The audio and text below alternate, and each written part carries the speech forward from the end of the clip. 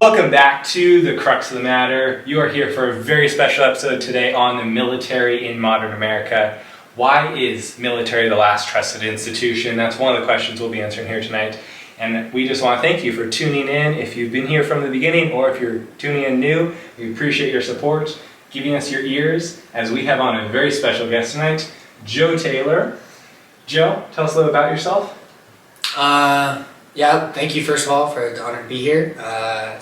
Like Landen said, I'm Joe Taylor. I am a senior here at Carroll College. I played football here. I'm also a cadet, about to commission in the United States Army as an infantry officer. And this question is very pertinent to me and my future career because the way that the public views my profession heavily impacts how our profession operates and how it continues to operate in the future. So I'm excited to talk about this and participate in this discussion because the military is near and dear to me and this country is near and dear to me, so it matters. It is indeed, yeah. Joe is a fellow ROTC cadet with me.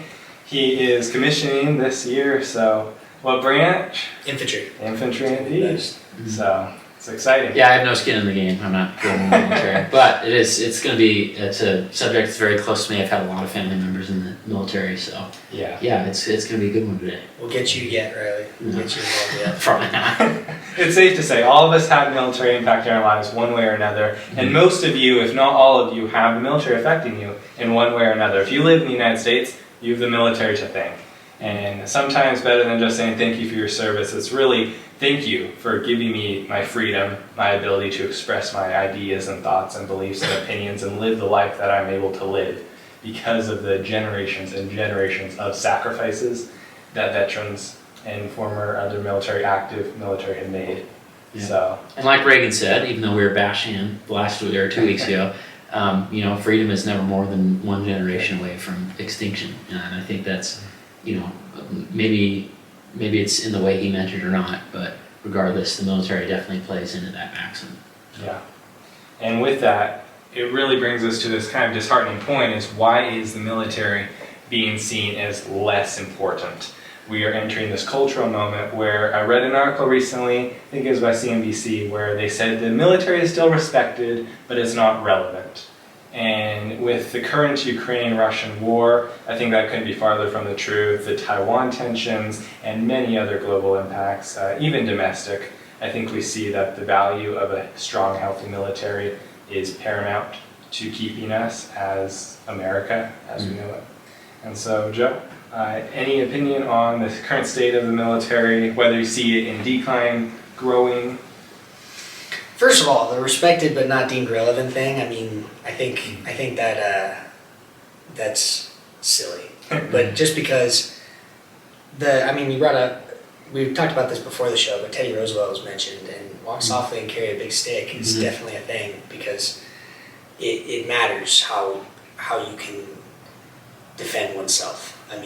All other knowledge comes from the ability to retain that knowledge, and if somebody can take it from you because they know they know the art of war better than you do, then your freedoms are not going to be free for very long. Yeah. But with that said, I think the military is in a little bit of decline, and I think you see that in the enlistment rate, and I think you see that in the way that I think we approach commendations, the way we approach awards, and what we are looking at in the military, and how we are changing, whether it be fitness, whether it be how we're recruiting and what we're recruiting. It could be how we're choosing to look at the fight. It's all different than probably our proudest moments during World War II and around that time.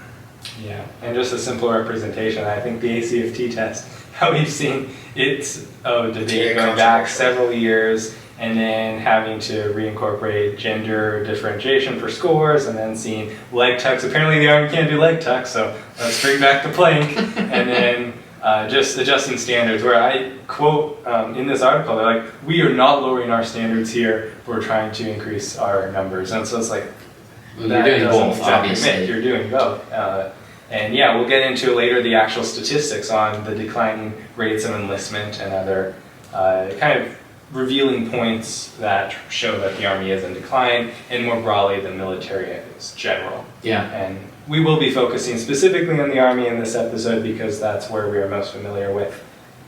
But yeah, so Riley? Yeah, I would say in this discussion, the thing that's always pertinent to remember is we're not talking about this in a vacuum, right? We're talking about this in the history of the last 30 years at least. Obviously, farther back than that, but you have 9/11, the global war on terror. We've talked about this a lot before. That was one of the largest paradigm shifts in American history.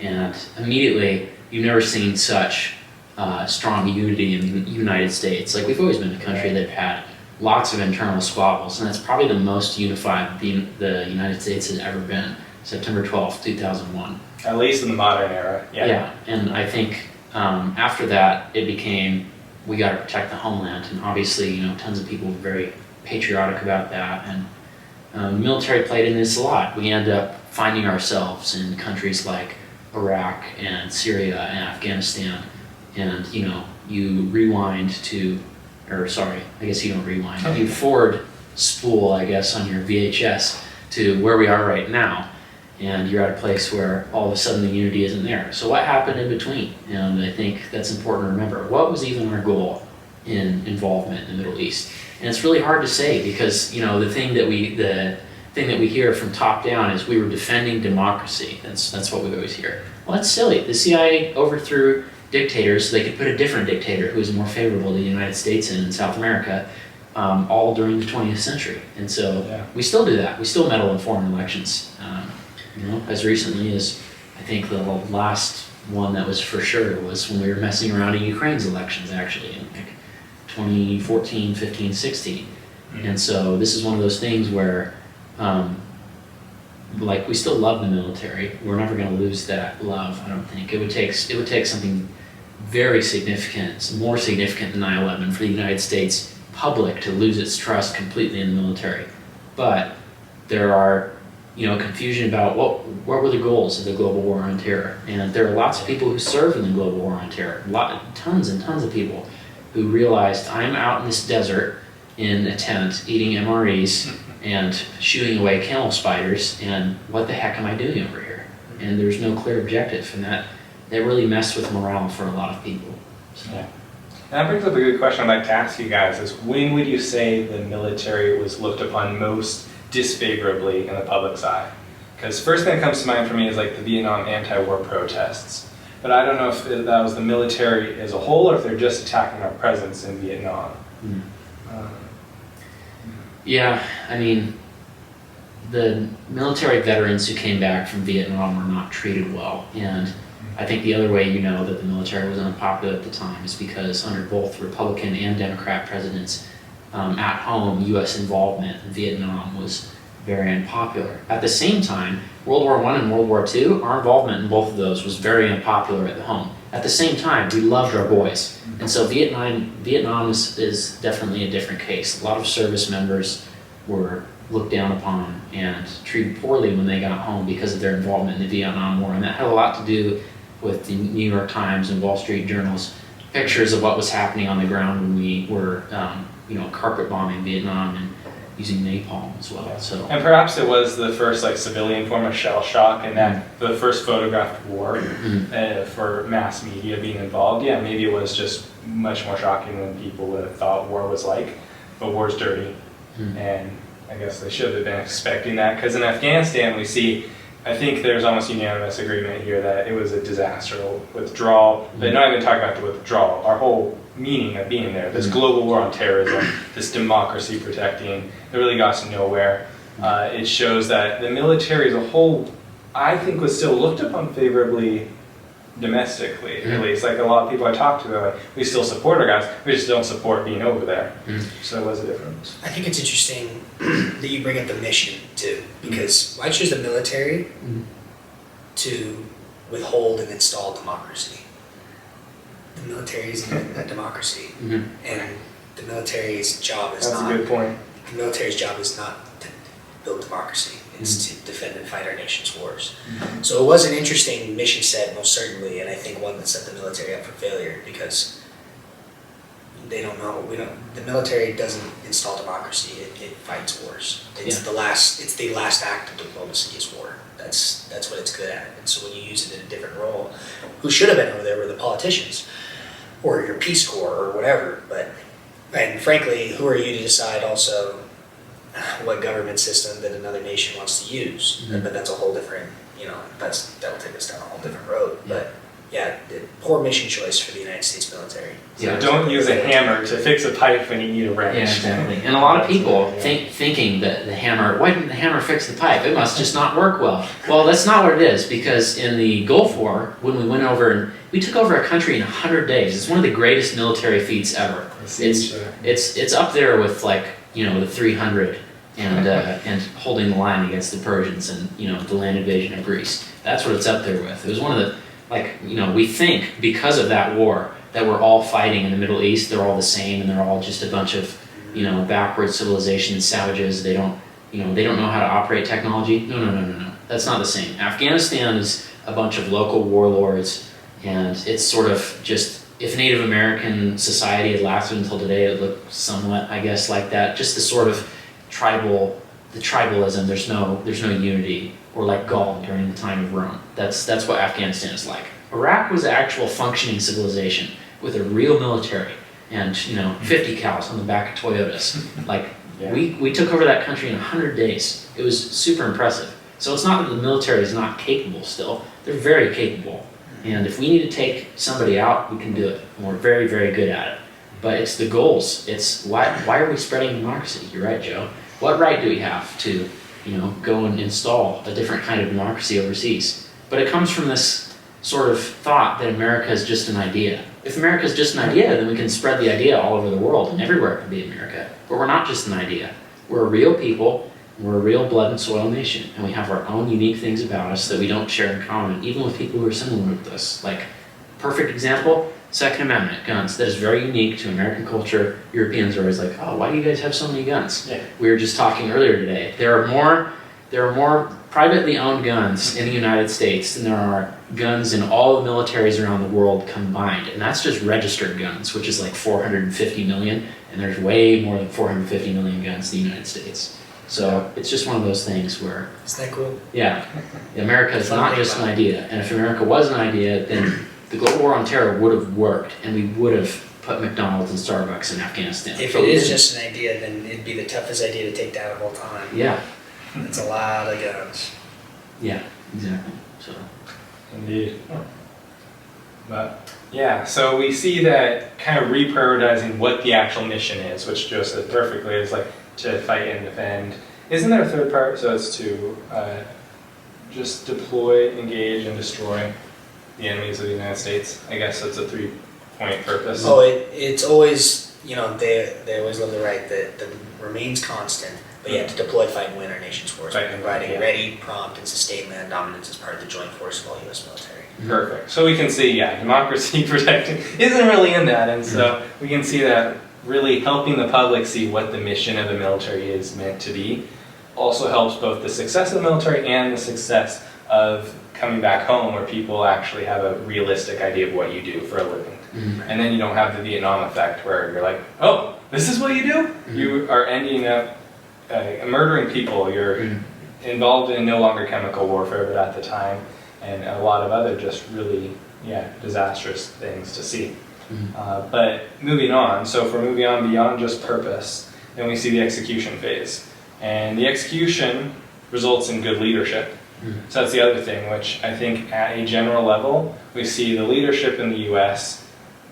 is in a hard place, I think, and we can't always pin down individuals because the U.S. military is so successful because it is so delegated.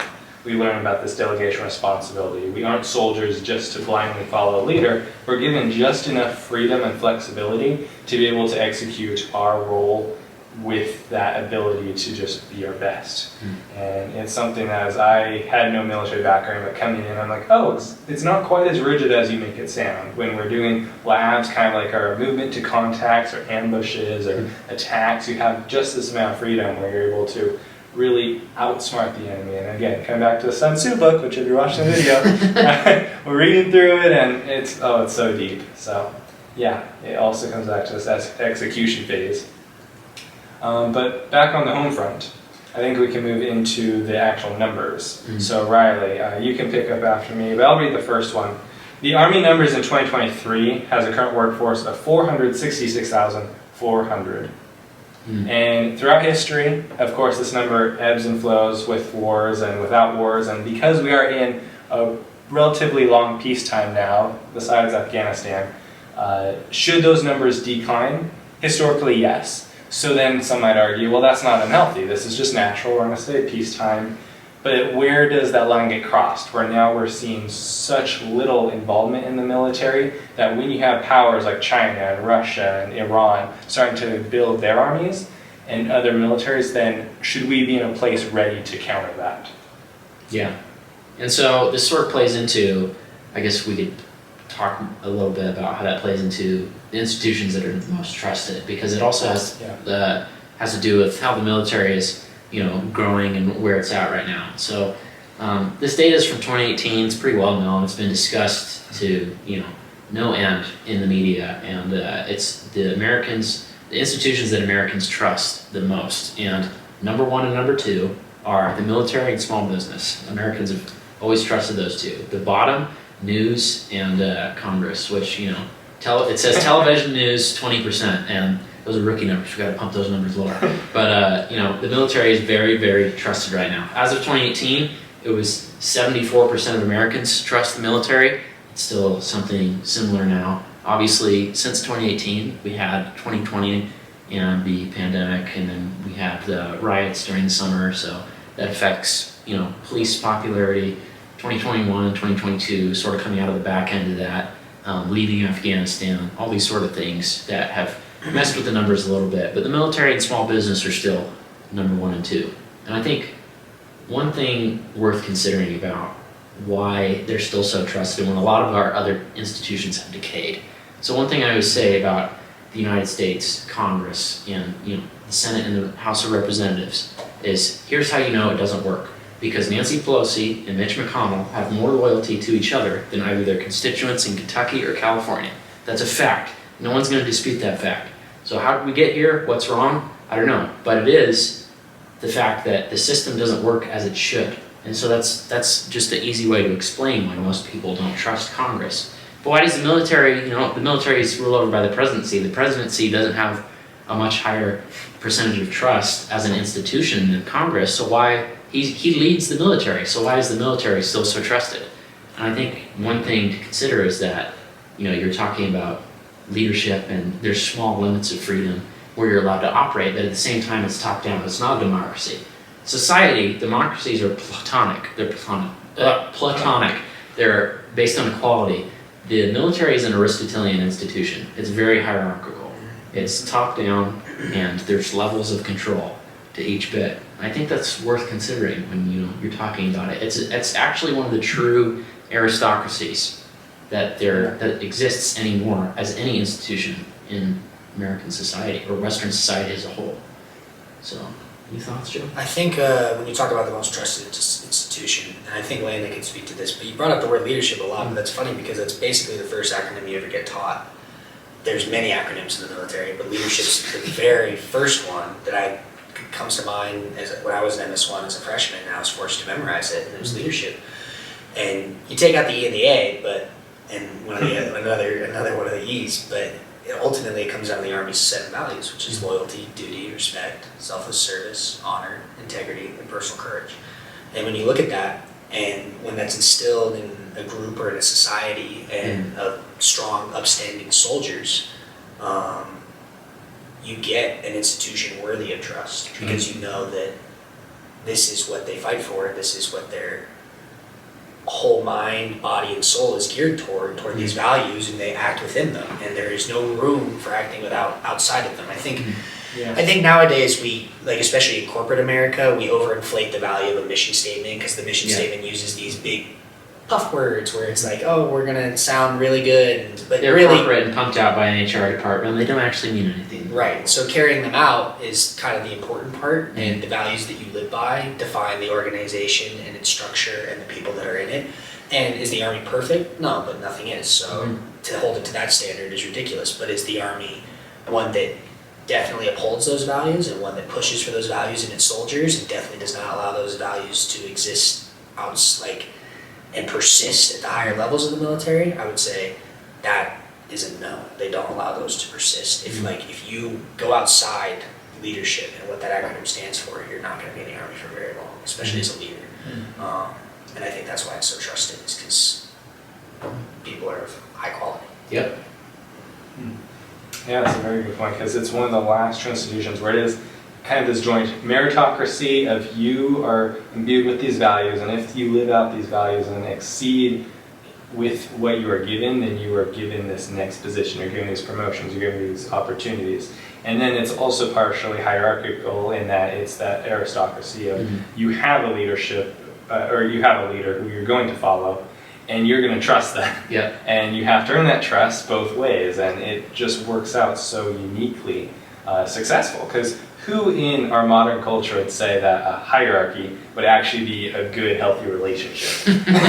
You know? It's actually, And, I'm sorry. yeah. It's interesting that you bring that up too, because I mean, a common phrase, and you see this played out in cadet land more than anything else, because once you're in regular Army and you're in the active or National Guard side, that rank always exists. But in cadet land, because you're all cadets, regardless of level, regardless of what year you're in, leadership is very much earned on the level of respect. But there's also the phrase that's in the military: respect the rank, not respect the person. And that exists in life too, because you see that with the members in government, and we see that in our elected officials, and we see that in CEOs or managers or in your day-to-day life, that you may have a professor or a boss or anybody that you don't respect, but they're in that position. You have to assume that they're in that position for some sort of reason, that somebody saw something in them, that they have some kind of leadership potential and something to bring to the group. And so in the military, that's stressed more than I think anywhere else, that okay, maybe I don't respect this person on this level, but I have to respect the fact that they hold this position for some sort of reason, because they put in a certain amount of work to get there. Because they earned it, and you know they earned it. And the only times you see this system sort of messed with or corrupted is when you have, politicians' kids in the military, and they'll get promoted no matter what. It doesn't matter how bad their behavior is. Instant West Point graduate. West Point graduate, they get in when they, probably shouldn't have, and then once they get in, they kind of slack off, and they do things that if normal people like you two did them in the military, like get caught with, I don't know, cocaine, then you'll have issues with, like if a normal person in the Army did cocaine, what would happen? Oh well, if you pop out on your drug test, it's pretty much. Anymore, it's poppy seeds even. You were telling me about that. Apparently you can't eat too many poppy seeds. There was a warning that was sent out by the Pentagon. That poppy seeds, because the poppy plant, produces it's for heroin comes from, right? So and if you eat enough poppy seeds, you'll pop out of the drug test. I love lemon poppy, which is wild. But if you break the Army drug policy, it's a very swift way to end your military career. Yes, and so the only places you see the military really get messed with are when it has to interact with other institutions that are, let's say, not hierarchical, or at least not respect-based, and they're very much meritocracies. One is the Senate. So, there are great people at high levels in the military, colonel and stuff. You guys can stop me if you want, but I'm a civilian, so I'm going to criticize them a little heavier. And it's just if you want to become a general, you have to have some connections to people in the House of Representatives and the Senate. You have to have someone nominate you. Then you have to go through the debates, and you have to listen to some senator who, won a popularity contest about, are you going to uphold American values like, DEI and these other sort of things? We got to make sure that we don't put any retrogrades in the military, that we're not putting any backwards hicks in the military. Even though the vast majority of people who have fought all our wars are American white boys from the South. Overwhelmingly in every war, it's been American white boys from the South is who's fought our wars and died in them. And those people tend to have problematic views. So one place where the military is not great is the top levels of leadership. And you saw it with General Mark Milley. He's sitting up there, I want to understand white rage. He's just giving a political speech. That's not what he should be concerned with. That should never even pass his mind. If he thinks about it, it should be because he had to interact with the secretary at DC, and he should have laughed at him and moved on with his day and forgot about it. But no, he's sitting up there giving a political speech, and then later in his book, his best-selling book, he's a public figure, He should be fighting our wars. So I don't even like the idea of the general writing a book, but he did write it. And what in there did he say? Oh, Trump was so unhinged, I was willing to, tell my counterparts in the Chinese military that if Trump was going to nuke him or something, which he didn't, first president, no new wars in forever, that he was going to let the Chinese know. So it's just like, that's ridiculous. That guy didn't get there because of meritocracy. He might have got to a high level a long time ago, but these people who get to the top levels, at some point it's meritocracy, and once you start getting involved with the corrupted parts of the government, the Senate, the executive branch, especially anyone who has to be involved with the CIA, at some point you're just pandering. You have to say all the right platitudes in order to keep going. At some point it stops being about, I save my guys, I look out for their backs, I make sure that we're not getting shot at in the desert, I make sure that our supply chain is running well, I make sure that we're communication with the satellite so we don't get cut off. And then it becomes, I got to impress this senator, I got to make sure that these people in government, I got to make sure that I align with their values. And then you start hearing generals talk just like big business CEOs and just say empty platitudes over and over. It's ridiculous. And from the outside, it does seem very Machiavellian in that they have to say all the right things, they have to be somehow like very neutral, except very slanted one way or another to certain people to make those allies, although they could easily stab you in the back. Well, they're not even Machiavellians because they're not ruthless. And one of the Machiavellians, Sorel, who I read the Machiavellians by James Burnham, great book, I totally recommend it.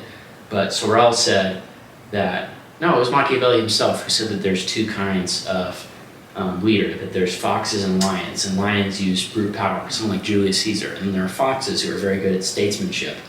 But what we have now in the modern age, and I think Sorel is the one who builds off of Machiavelli's idea, is saying that basically we've eliminated any form of brute force or coercion, and now that means that the only way we have to fight is through persuasion and through basically deception. And so we have a bunch of generals who, when was the last time Louis fired a gun at someone, do you think?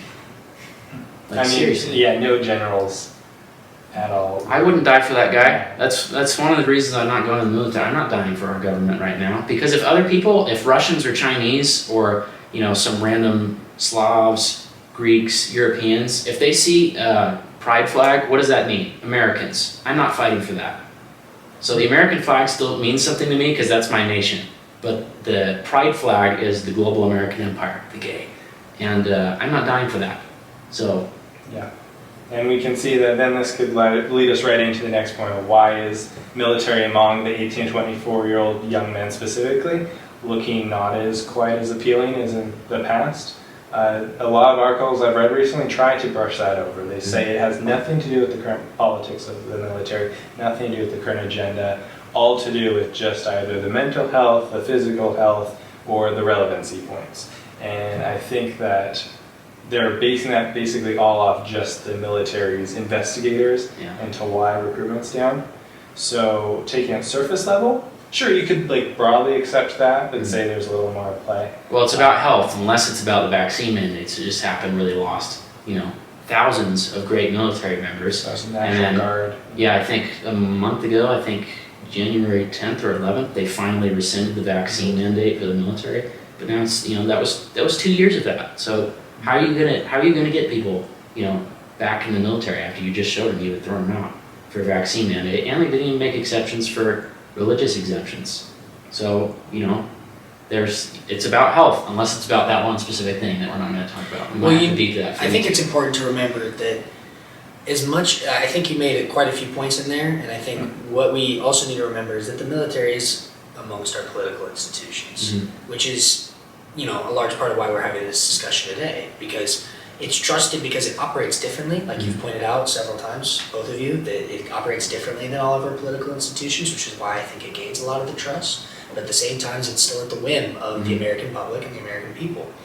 And so I fight for this nation because I stand for what it believes in. I believe that you should have the right to stand for whatever you want to stand for. Because we hold an oath to the Constitution. Right. Nothing beyond that. Right. You are free to say what you want and be who you want to be in this country. That's a beautiful thing. And whether I disagree with it or not is not the point. The point is that value in and of itself is worth fighting and dying for. And I'm not saying I don't respect you for what you're just saying, because I totally respect that opinion as well. And that's the beauty of this country, and that's where it should be. Is it there currently? That's a whole other discussion to have at a different time.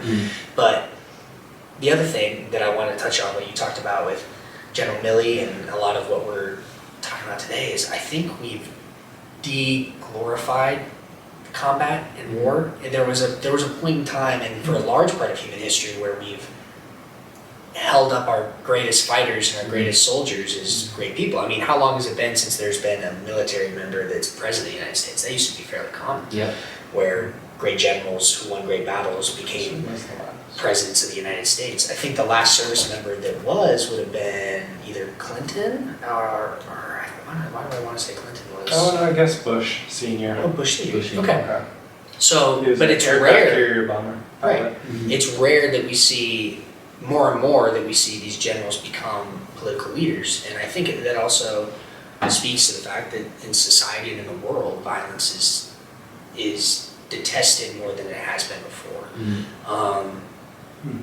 And whether or not that's a good thing, I think it's a good thing that we don't want to be violent, but I do think it's not necessarily a good thing to think that there isn't a need for it at times. Yeah.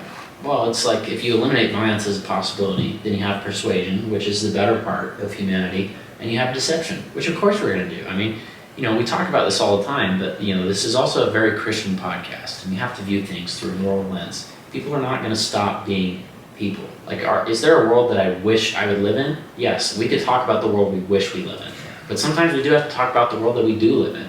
And I give this example all the time, like nuclear weapons. I really I hate them. Like, I really don't like them. Does that mean the United States should denuclearize because it's immoral? No. Like, I'm a big proponent of once you've taken it out of the bag, you can't put it back in. So it would have been better if it never got created, but it's here now. And if we have mutually assured destruction, that's better than just giving it up so only one side has it. It's actually interesting that you bring that up, and I think this will help clear it up for you guys and also the viewers, but like right now the military and frankly, like the way the United States military views great power competition is just basically a two-wheel, a little circle with a couple arrows in which it at the top sits conflict and at the bottom sits competition. And the arrows, like you've seen these wheels in school, you've seen these wheels in time, and the arrows are called deterrents. And nuclear weapons is a perfect example of that. Right now we're in great power competition with China, with Russia, with any one of the nations in the world because we're not currently at war. And you use deterrents. A great example would be these Chinese balloons. That's a deterrent. Because it shows the American public and the American people and the American military that, hey, we can watch you from right now. We're watching you from right now. Great deterrent. Same thing when we do exercises over the South China Sea. It's a deterrent. Hey, we can get there. It's the same thing when Russia invaded Ukraine and the 82nd Airborne deployed to Poland in 48 hours. Great deterrent because it shows the Russians, hey, we can get there. We can be there and ready for a fight in 48 hours. So it's like, is nuclear weapons bad in the sense that, yeah, they can cause a lot of harm and kill a lot of people. Yeah, they're bad. But weapons will only get more deadly because because that's the goal of warfare, is to always have the bigger stick. Yep. And yeah, like you said, Riley, back to the Christian nature is we have to understand human nature as it is and respond accordingly. We don't wish on the ideals of what human nature should be and react accordingly to that. Yeah. Yeah, it's very true. And so I think moving on to the next part of this podcast is that we're going to be discussing the actual statistics behind where our current population's at, because without addressing these, we can't understand where the future of the military is looking. So ABC News reported that only 9% of young people, so I'm guessing that's about 18 to 25-year-old young people, have an interest in serving in the military, and a decreasing number of individuals are even educationally and medically qualified. And so just opening up the floor, what do you guys think about that number? 9% have an interest. That's reflective of a trend of a lot of public institutions. So one thing is lots of colleges are having recruiting problems and have had lower and lower recruiting classes since even here at Guad, so we've been in the same building for 2 years in a row. Freshman year it was pretty full. How many people, how many rooms are empty? Well, no, we had an increase in the current freshman class. We did? Yeah, it was about 4.8% or something. We did, but it's like after fall semester, there's been a bunch of people who left. Right, there's always people who drop out. Yeah, it just seems like, and I know when I was at a community college, I won't say which one because I bet that some of the professors still keep an eye out for me. long story, but You're on a watch list. yeah, I'm definitely on a watch list. But yeah, the community college. I mean, I remember I've there been was. looking on some watch lists from being here, Riley. Yeah. Well, I'm a domestic extremist. He's still okay, but you're not. Hi, I'm Joe Taylor. Yeah. I'm just me. You might need to denounce me in case I say anything completely off the rails. But it was just like I remember after COVID happened during, I think it was spring quarter when it happened, and I came back next fall, and there were just way less people walking around campus, and there were way less people in the rooms, and smaller class sizes, and I just remember like, oh wow, that's shocking. And so it's not surprising that the trend followed to the military, but the military is obviously going to have different reasons than college. I think this is interesting. The only 9% of young people. I think this is a twofold. I don't know. I have theories as to why educationally medically qualified, like why there's even less now than ever, but I can't speak on that for certain. But what I think for sure is why people have less of an interest in the military now than ever. It's because it's a culture thing. I mean, you see how TikTok and Instagram and there's all these get rich fast millionaires people that are throwing all these things like at you really fast. Like, oh, if you do like day trading or if you do this or if you do that, you're gonna make millions, right? Bitcoin. And there's all these things that they're being told. And you know what's interesting is a lot of those are selfish and a lot of those are about me. And I think the military, honestly, I do really think that the military would benefit from really advertising how much money you can make the military. Look at those $40,000 sign-in bonuses. It's really wild. Like if you actually go into the military and you understand how, like if you, because there's some great finance people in the military. There really are. They're very knowledgeable and they know their stuff. And if you get with those people, you can become very wealthy in the military because you enlist. I mean, housing, food, medical bills, family, GI Bill, college, they throw it all at you and they're like, here, have it. It's nothing. And then your money is just cash. You just gotta buy groceries really at that point with it.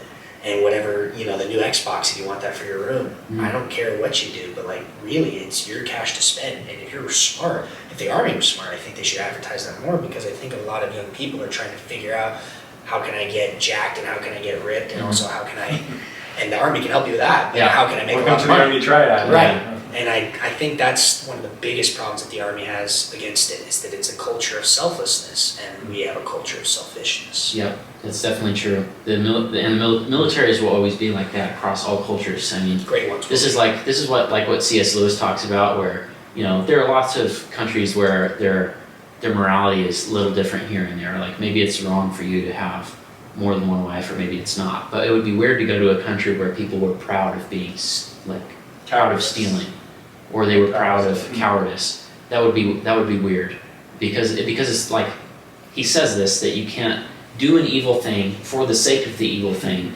even when you don't want to do the evil thing. But you can do that with good, and that's how you know that evil is only a corruption of good and doesn't actually exist on its own. Which that's mere Christianity. And like I've said, you should read every C.S. Lewis book because they're all good. But, and think about that quote closely, because on surface level it just kind of brushes over like, what does that even mean? But if you really think about it, that's a deep quote. Yeah. When I read that, I had to read it like 8 times. To process it. Wow. Yeah. I definitely feel that way reading him. But it's like militaries will always be, I don't know about always selflessness, but they will never be about selfishness, if that makes sense. They'll never be about me, because you can't run a functional military that way. No. I'd also like to mention that the greatest honors you can receive in the United States military are all based on selfless and selfless courage. I mean, the Medal of Honor in and of itself is going above and beyond the Call of Duty. Absolutely. And you go read those stories and they'll bring tears to your eyes. How these people, I mean, the most recent, the one that always brings tears to my eyes, which was the one from the guy from Montana, and I forget his name, but where he, if you can find that for me, that'd be great. But he, in that moment, he has family, he has a mom and dad, just like all of us, and he chose in that moment that the lives of the men around him and men and women and soldiers around him are more important than anything he could come home for or anybody that was around him. And that right there is terrifying to most people, that they'd have to make that choice. But it's that bravery and that courage that is the highest orders you can receive. Your Medal of Honor, your Distinguished Service Cross, your Silver Stars, your Bronze Stars are all for valor unbecoming. Which, that said, breaking that down, valor is, courage in the face of insurmountable evil or danger. But unbecoming means unbecoming of the normal human being. Like you're doing something above and beyond what is the call of anybody. And so I think that hasn't been lost on the military, but has been lost on some. How was it, Staff Sergeant Travis Atkins? Yeah, how he gave his life in the Iraqi war, I believe. And so, yeah, absolutely amazing testimony. Some of the stories are incredible. One of my favorites ever is, oh my gosh, Pat Tillman. And, I'm not a Cardinals fan or anything, but I mean, he's a great player, like a very good player. And he leaves after 9/11 to go join the military. And he dies overseas. Right. It's a friendly fire, too. Yeah. And it's just, it's incredible how many stories like that, how many people were willing to give up everything to save their country. Right. And that's one thing we can never forget. As much as that, other political things can be discouraging here and there, and as much as you want to be like black-pilled or whatever about the future of the United States, and is there anything that we can turn back and do right? Never forget that there are people like that. Never forget that hundreds of millions of people still stand and cry for the national anthem every time it comes on. Like Chris Stapleton's national anthem at the Super Bowl this year. I didn't watch the Super Bowl. Oh man, like chills down my spine. You always forget, like it's not just that we think America is just like any other country. Like we really do live here and participate in its ideas and join its military because we really do love the country that we're from, and it's worth saving. I mean, also a Medal of Honor story that I don't know if you guys know, but you guys should go read it. But all of you know like Colonel Custer and like Little Bighorn and everything. Yeah. Have you ever heard about Thomas Custer's little brother? Two-time Medal of Honor recipient. So if you guys get the time, or any of you out there, go read his story, because winning it once is enough for anybody. And first of all, living through it is pretty incredible as it is. But he not only lived through it and won it twice, and then he also unfortunately passed away. He died in the Battle of Little Bighorn, if I'm not mistaken. So, but you see there's some pretty incredible stories. If any of you want to go read them, just go to the webpage about the Medal of Honor and just start reading every single one, because they'll blow your mind. This is one thing too about militaries historically, especially in medieval times and ancient times before that, is that the commander of the military would be there because he had killed more people than anyone else in his entire army, and he had been fighting for years. He'd usually be, you'd have some 40-year-old who had been fighting in many campaigns, leading a bunch of 20-year-olds, and every now and then a couple 30-year-olds, and he'd be fighting in front of his men, earning their respect. This is one thing about George Washington, another thing why he's so universally loved. During the French and Indian War and during the Revolutionary War, he was fighting around his men, especially in the Revolutionary War, when he's the commander of the entire military, and he's out there fighting shoulder to shoulder with them, and they were worried that he was going to die. But there's other interesting things if you read about him, that it's kind of hard to think that God didn't keep his eye on him.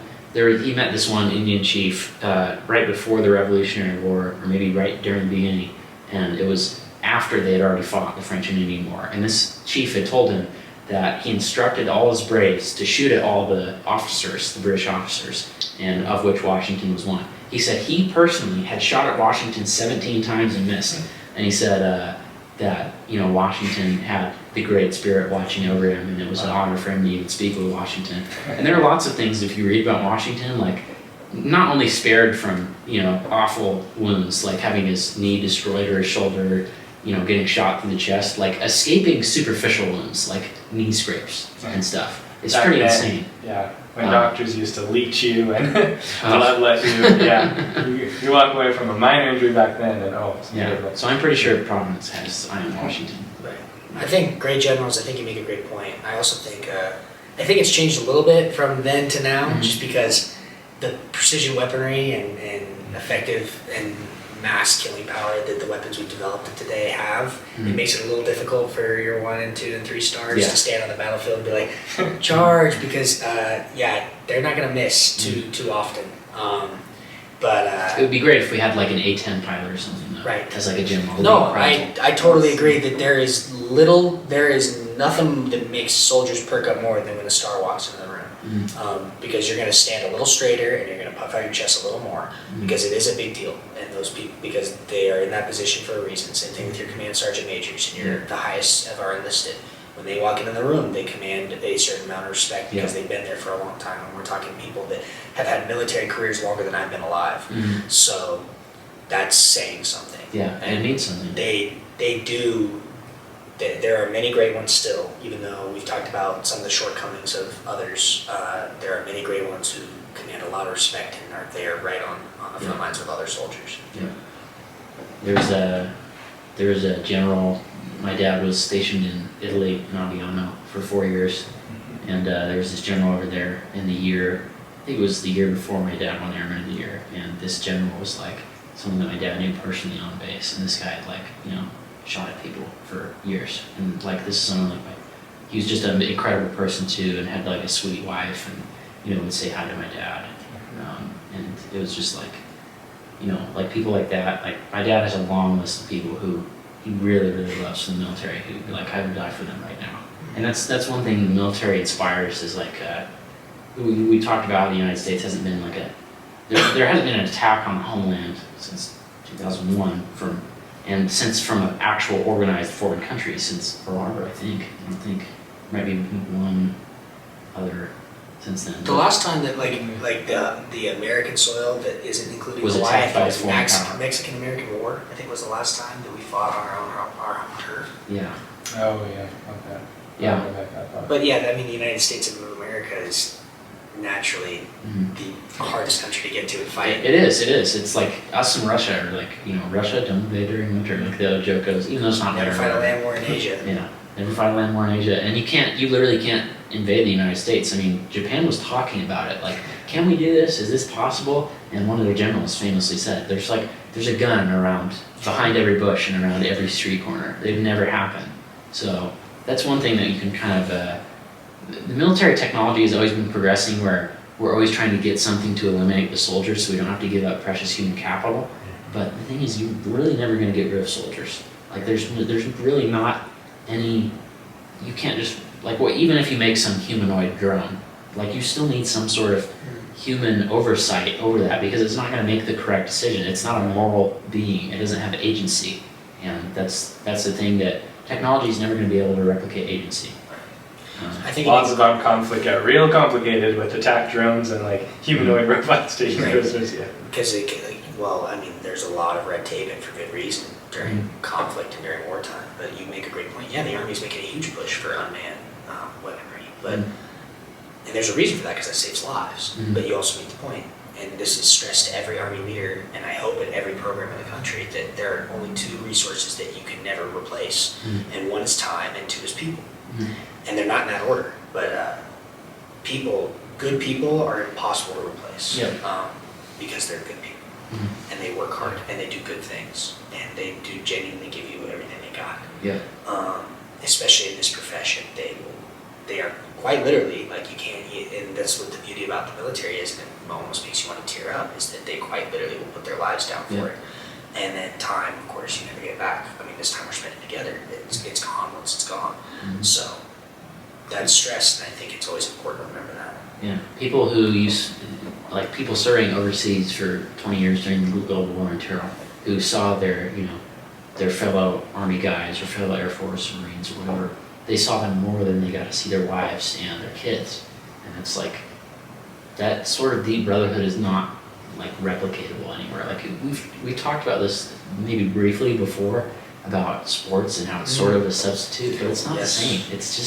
It's not the same when you're getting shot at in a bunker with some other guys, and or you're out in the desert and you're trying to avoid IEDs and making sure your Hummer doesn't roll over one. Like that's a big deal, and it sort of also plays into the meritocracy. There are other public institutions that are meritocracies, but there's not anywhere the stakes are.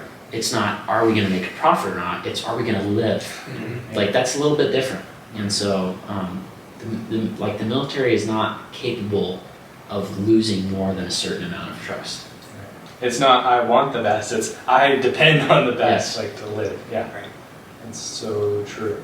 So we talked about the overarching theme of really that selflessness versus selfishness, and where the cultural moment is at with that. I think also mortality as a whole. You look at film, how it's addressed. I think it's really funny, but Puss in Boots, the new movie, The Last Wish, I haven't watched it yet, but it introduces death as a character. And for the first time, I think death was by far the most popular character. And why? We're at a very unique cultural moment where mortality in itself is so sidestepped and yet so glorified, because you see movies will just mass murder 1,000 people and make it seem like nothing. We both trivialize it and also stigmatize it with how we don't talk about death, but then at the same time, like, We try to make it cheap. We try to make it worth nothing. And that also leads to this negative outlook on anything where you could sacrifice your life, because we don't talk about it as much. It used to be where you get sick and injured, you had families where you could lose 2 of your 4 siblings, and now we don't see that the same, and we aren't facing mortality every day the same, which is another thing where we ask ourselves, I think in the military, it's like, when I'm out there actually in a state of peril, am I going to continue with this, or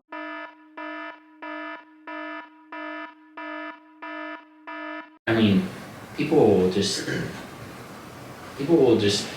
one thing that new atheists totally ruined about our society is that they made religion seem like it was a stupid position, when in fact every educated person and every important philosopher in human history believed in some kind of higher power, with very few exceptions.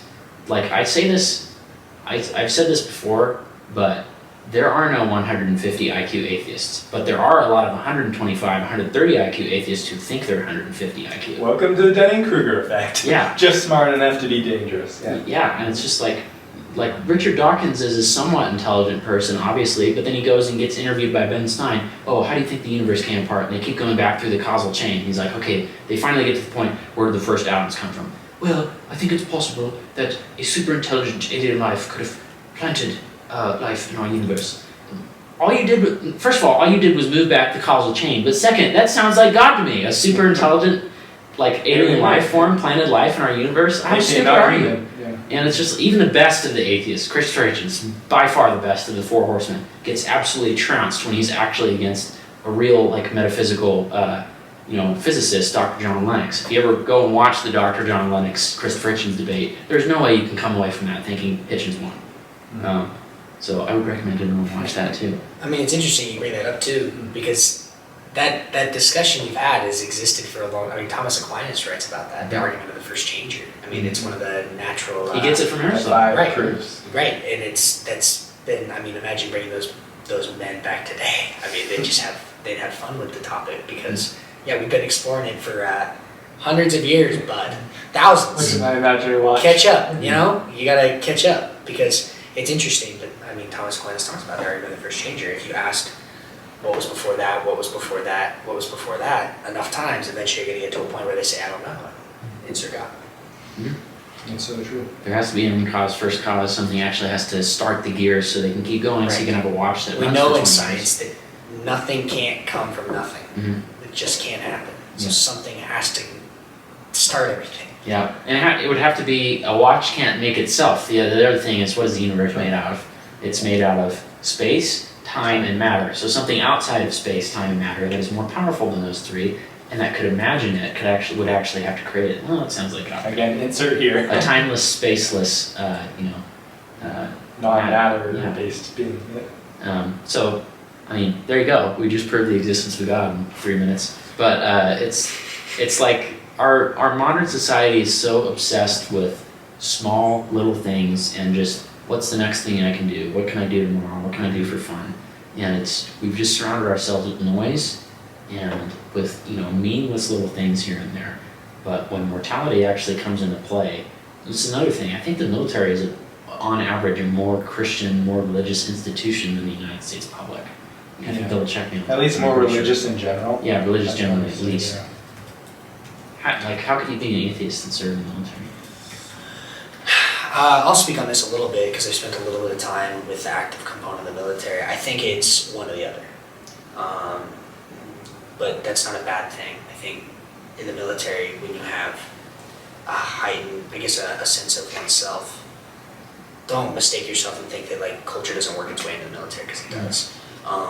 But there are those that are very faithful, and there are those that are the opposite. And again, that comes to the beauty of the country, and that you're allowed to believe what you want to believe. And the beauty of the military is they'll respect it.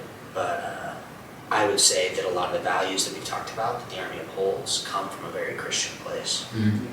And I guess this 2019 poll by the Congressional Research Service says that 73% of active military identify as people of faith. Mm-hmm. So take that stat as it is, but yeah, I think compared to the general demographic, you're going to find the people who have some higher calling, whether it is their internal sense of being, where they could have no faith but say like, I want to be a better person, so I want to lead my life. Because you can address good, or how's it said, you can address something well written without addressing that was made by an author.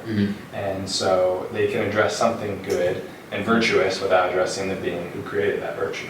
Well, that actually is another argument for the existence of God. While we're on it, I'll just do it really quick. Is that there's no such thing as a language that was not invented by intelligence. That every language, 001, ancient Egyptian hieroglyphs, every form of language. DNA is the most complex form of language in the universe because it's four-dimensional. Because it has the 3 dimensions that you've already heard about, and then it changes over time, right? So it will literally change its own shape and self-replicate itself. But it's a language. DNA still follows the rules of language, but it's just so complicated we can't understand it. So obviously it was made by a mind that was more intelligent than our own. That's something for another time, just something food for thought. Yeah, all the evolution biologists come in saying, oh no, we know why. But yeah, so I think that again speaks to kind of the overall cultural position of the military. So we have the selflessness, the mortality issue, and then also maybe just general conceptions is with the COVID issue, we have less people trying to enlist people, or what we'd say are the, not reporters, I'm basing the word, the recruiters. Oh yeah, gotcha. We have less recruiters making face-to-face contact with students because they aren't in physical places where they're able to go. Yeah. I know my school wouldn't let recruiters on campus during COVID, and so we see a disconnection present, so that's something. Yeah, so you guys are already, you're ROTC and you're going to enroll next year. I've gotten 3 texts in the last year, one from Marines, one from Navy, and one from Army, I think. And the year before that, I got one from Air Force about, hey, would you like to speak with a recruiter, blah, blah, blah. But I haven't seen a recruiter in person. That used to be a thing that like at my high school too, they would have one day every year, I think towards the end of the year, and it was especially for juniors and seniors, where they would talk about what careers look like in the military. Yeah. So yeah, to at least be aware. I think, yeah. I think it's twofold. I remember reading something about military recruiters on public school campuses, and I know some parents view it as like trying to decide the fate of kids, or like kind of like the same way that like corporations would recruit kids into their company, like kind of like job recruiting. Yeah. And there's some merit to that, but it's slightly different because then I think the military is mutually beneficial to all people. And I think because it serves a very specific purpose in protecting your way of life. So it's not the same as corporate America recruiting your kids. And then I think what was the other point that you just made? You were talking To recruit the physical presence. Right. Well, it's actually interesting because I went to this George C. Marshall seminar conference last week or 2 weeks ago at Fort Knox, Kentucky, and it was a great honor to be invited. And one of the things they talked about was they brought up a 2-star, I forgot her name, and she was a general in recruiting, and she was talking about how the Army is now experimenting, trying to make everybody a recruiter. And you are. If you're in the military, you should. Just like any man or woman of faith, or just like any man or woman in any job in America, you should be a recruiter for your institution and for your place of business. And so, I mean, right now the Army is experimenting with a ribbon. We talked about all those awards that jobs get, but now there's going to be a ribbon that if you get someone to like sign up and enlist, and if they write down your name as a contact, you'll get a ribbon saying it's the Army recruiting ribbon. And so the Army is desperately trying to increase that face-to-face contact, but it's hard to reach a lot of people with that convincing message. Yeah, for sure. I saw that news. It was like a month and a half ago, something like that. And they're giving out ribbons to people to recruit, and then I think they're giving something to the actual people who enroll, like of their own decision or whatever. So yeah, I mean, it's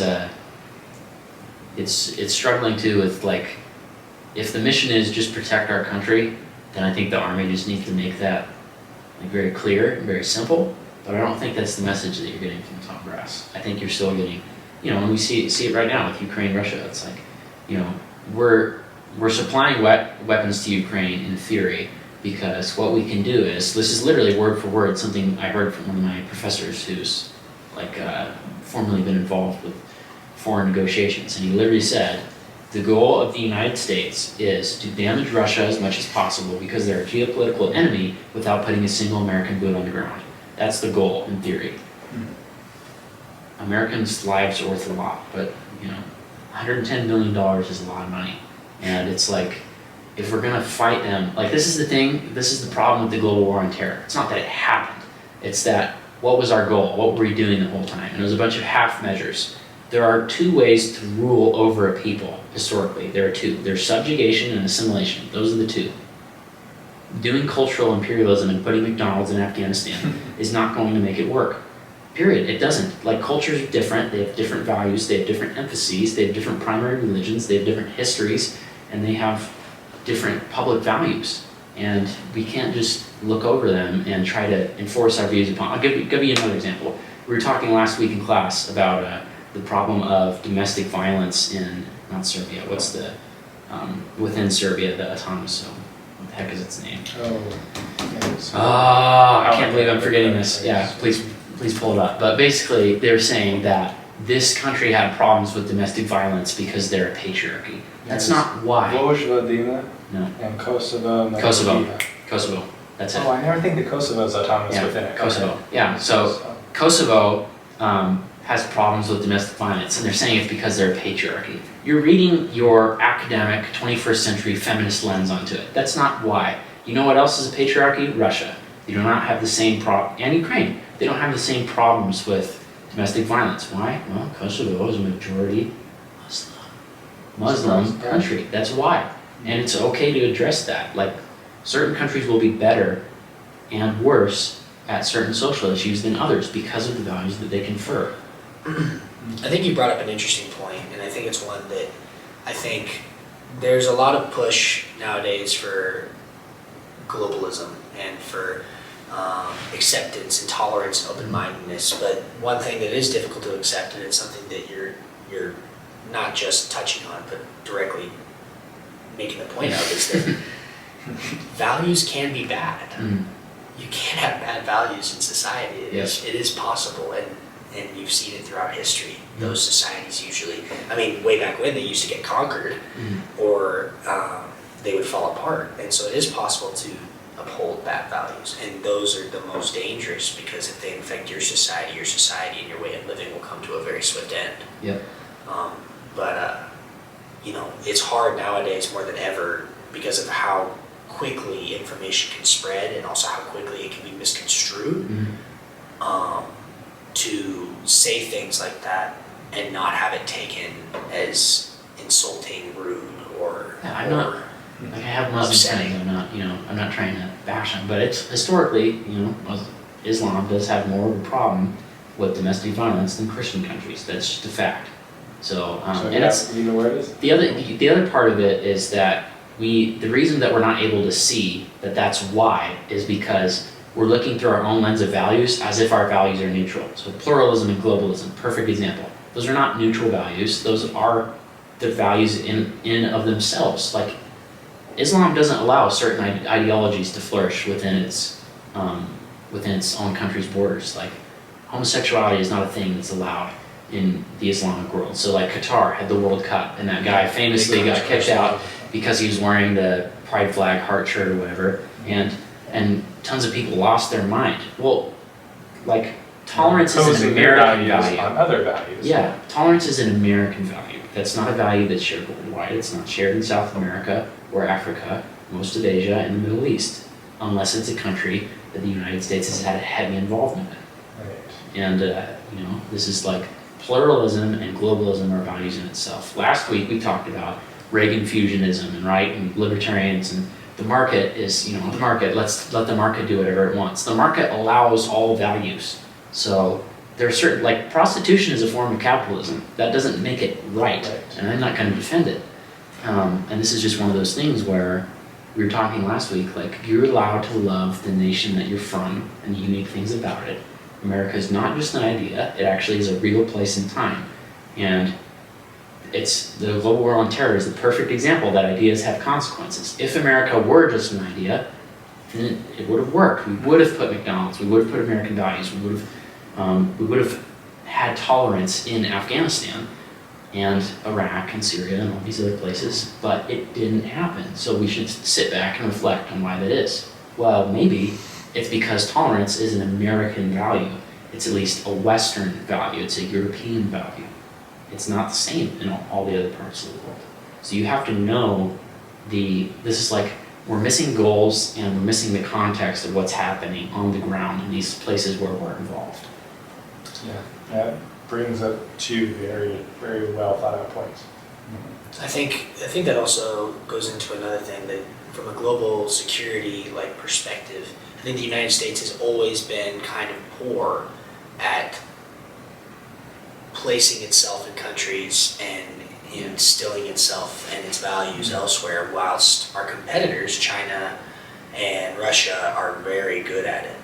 Right now, Russia's in Venezuela, which should be one of the most wealthy countries on planet Earth, given their natural resources, yet due to unfortunate and bad government and the atrocities that are committed against those people are horrible. They've not been able to realize it, and Russia stepped in, and they're starting to fill that power vacuum. And now you see China and the Dominican Republic. Yeah. I mean, they're on the very doorstep of the United States of America. They just opened up a mine somewhere in South America. So, I mean, the Chinese are fantastic at the economic hitman stuff, which if you're not familiar is just the concept of going in and basically building infrastructure that is necessary for society, but then not telling them how much it costs, and then basically holding the country hostage because now I control your infrastructure, I control your hydroelectric power, I control. We saw this during COVID when we got too adversarial with China. They control a lot of the pharmaceutical industry, a lot of the drugs, just normal drugs, everyday drugs. And even PPE equipment in general. Yes, PPE. That's a lot of that is manufactured overseas. Right. And, chips in Taiwan. That whole situation is the. Porsche was going to announce a new 911, and they couldn't. I think the GT3 version, they couldn't get out in time because the GT3 has specific supercomputers, because that's a little bit more complicated of an engine and a little faster. It's like 800 horsepower, but it's like that car they couldn't get out in time, and so Porsche actually floated the idea of doing a retro style analog car, but they weren't going to be able to get it to work within regulations. So screw the United. We always get the worst cars. Europe always gets the cooler version of all the cars we get here. But it's interesting because it's true. I mean, we're seeing it, and so I think we need to figure out a better strategy because we're also not willing to stoop to the level that China and Russia are. That's true. Because this comes back to the discussions we've had and the value of ethics and the value of morals and how you should carry those out and live those in your life. And all comes back to what we started with leadership in the military. That we are not willing to step to the level of holding a country hostage, and we're not willing to step to the level of eliminating the populace until they will accept their ideas. We're not willing to stoop to that level. We're not willing to do what Russia's doing in Ukraine. We're not willing to do what China's doing to half of Africa, because it is morally irreprehensible. And so, yeah. Yeah, that's true. America does have a much stricter honor code. And whether that works to our it works both to our benefit and our detriment. How I fix it, I don't know. I'm not paid enough to solve the problem, but I can sure as heck discuss it over a podcast. Yeah. Right. And that should be something which helps young people gravitate towards the military. I think we'd agree is that we're like, whoa, we're joining something who isn't going to try to treat us as bad as they treat others, is the big point. And I think that's something where I was going, and I used to think the military is like, oh, there are all these people who don't really want to do anything else with their lives, and they're just here just to join this fraternity or something. And then I joined, and I'm like, wow, the Army actually has these values they try to impose on you, and they're values based in what I consider Christian heritage, and you have an oath to a constitution, which is inherently traditional, and you are called to a level of flexibility where you can practice how you want to practice within this set of boundaries, and it is still countercultural. And maybe that is another point. It's just the military has to be countercultural to a point, and that's where we will see these then cycles of it going up and down with numbers. I think you also brought up something, and I think I want to hit on it a little bit, but with young people and joining the military, I mean, there is a perception that it's like, well, hey man, it was the military or prison, so I joined the military. And that is a thing, right? But the reason why the military is an option with presented that option to potential inmates is because the military forms fantastic soldiers. Feel Those that people aggression. change. They don't Yeah. keep acting like inmates. It's not the same as if, they go to prison for a year or something and get released by a DA early on a sentence. That's not the same. The military's discipline completely changes your character, and every single military person I've talked about has talked about how the discipline of the military literally changes you as a person. Right. Not And just for a lot of kids who grew up in families where there wasn't any discipline structure, their father wasn't there, the military can be a very effective father in that aspect of training. Like, wow, I am not the man I used to be. another thing that the government does better than market. Libertarians. Here's the other thing is, and then on top of that, not only is that a value that I don't think the military expresses enough, because I think the idea of discipline, it kind of has a negative connotation because the word itself, especially now today, it has a negative connotation. It means I'm in trouble. But rather, discipline is actually something that you should strive for as a human being, because it is incredibly admirable to see someone disciplined who does the right thing when nobody's watching all the time, and they always drive themselves without the need for anybody else to push them. But on top of that, I think the Army provides something that you talked about a little bit, which is the purpose. I mean, the question that bugs young people the most, and old people too, is why the hell am I on Earth? Why am I here? Who am I? What am I supposed to be doing? And the Army answers that question in spades for you. You are here for a calling that is much greater than yourself, and it's one that serves everybody that you live in community with here in this country. Basically the complete opposite of the 60s and 70s hippie movements in Berkeley at home, which is, the end goal of self is just to be happy. The military will change that about you. It will force introspection about what it is you actually believe about the world. And Discipline, one of my favorite books, Extreme Ownership by Jocko Willink. I should actually reread it. It's been like 2 years. We should read it together. Yeah, love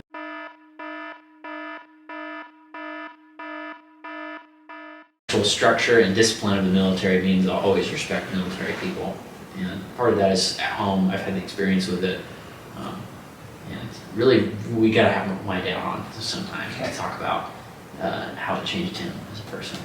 But he talks a lot about how the first thing that completely changed him was becoming a Christian as a young adult, basically, and how that changed a lot of his behaviors, but a lot of other bad behaviors that didn't get fixed immediately by his conversion, fixed by the military real quick.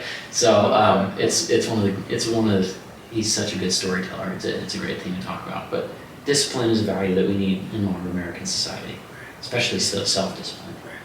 Because what is it in the military? You have to go. Let's say you have to go clear a room for your commander, and that means. Or, the main squad's going to be here, and you're going to be in this other part of town, you're going to be in the other quadrant. And I need you to just keep your eye on this one building. And, let's say you're a sniper and you're watching everybody's back. He's trusting you to have your own self-discipline to carry out that mission, because they're really, really high stakes. So there's because of the discipline, a lot of trust develops between people. I think actually you touched on something, and it's a good time to mention it, but Chris Kyle. Yeah. There was a good story that I remember listening to, and I think it was on a podcast, but it was talking about his discipline, because people would talk about the snipers that he'd go out with, the other SEAL snipers, were always like, how does he get so many kills? This guy's just lucky or whatever. But the truth was, or what the soldier said was that it was his discipline, because if you went out on patrol with him sometime and you watched him, you would see how all the other snipers, after 30 minutes, 45 minutes, they start to get bored, they start to get antsy, they'd hop off their scopes, they'd start chatting up their spotter next to them or whatever, and Chris would just stare. And he would just look down the scope, and he wouldn't leave it. And I think that was portrayed well in the movie, that with his spotter, they kept messing around or saying he wouldn't go down there. It was portrayed by Bradley Cooper, and I think it was portrayed well that Chris Kyle was a fantastic soldier in his discipline, because he cared more about the men down there than he cared about having a conversation, cared about being bored, because things can happen that fast. Yeah. That's one thing I on a side note, the number of people he killed, that is so insane, and it just you go back and read the Old Testament, and it's when it lists David and his mighty men, how many people they killed with swords and spears. Talk about the story with Samson killing Samson killed thousands of people with the jawbone of a donkey. Yeah. Guy's a monster. I know, he'd be an absolute tank. But, right. Yeah. And it's also interesting because there's that interview where people always love to bring that up, like, oh, do you ever get, like, there's that interview where he does with that, like, the 20 questions or 40 questions with BBC or something like that. Forgot who it was, but, so sorry, BBC, if I put you on blast, but, like, whatever. The point is, they ask these questions, like, do you ever feel guilty for killing that many people? He's like, no, I wish I killed more. And because, like, every single one of those that I didn't bring down killed more Americans. And it was like, it's like the kind of soldier mentality that he had that isn't talked about in public spheres as much as it is within private spheres in the military. And I think there's value to talking about in the public in short and small bits because it is violent and it is scary, but I think it's a necessary part to bring out about the military. But I think, like, in large, outside in the public, it could potentially be harmful to the image. That's Vietnam. You can't expose everything all at once because public minds have not been trained to see the things that are normal in warfare that if they happen in public would be atrocities. And this is one of the things, I can't remember which general, you probably know, but the general who said, I think it was during the Korean War maybe, and he was talking about one drop of American blood is worth more than 100,000 gallons of whatever blood that it was while we were overseas. That's a really, morally, yeah, that's like a scary thing to say, but he's not saying that, like they're intrinsically worth more in the eyes of God. It's not a theological statement. What he's saying is Americans first, American interest first, and American people first. If it's not serving America, that's not the military's job. The military is not serving the people of the world. If there were a military to do that, the UN can do that. That'd be fine. Right. But the American military exists for the American people. That's what they're for. And then again, come full circle again. It's the unfortunate part of the mission, but we are at the whim of our political institutions. So whether or not we want to be utilized for